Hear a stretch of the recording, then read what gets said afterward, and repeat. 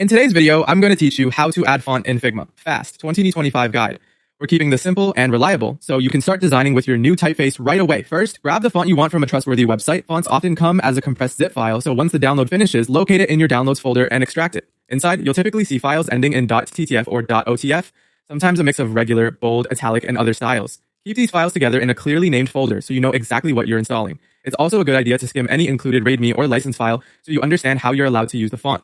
Next, install the font on your computer.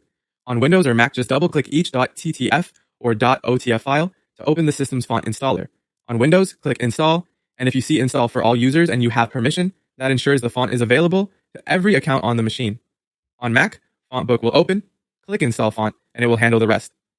If your download includes multiple styles like light, regular, medium, bold, and italic, install the ones you plan to use so they show up correctly as weights in Figma.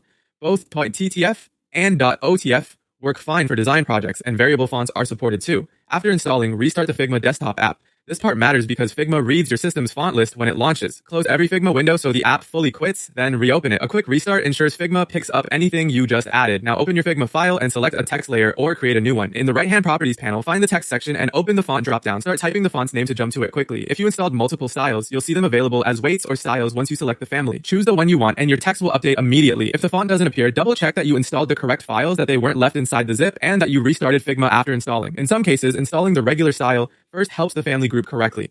That's it. Download and extract the font, install it, restart Figma, and then select it from the text properties. With those steps, your new typeface is ready to use across your designs.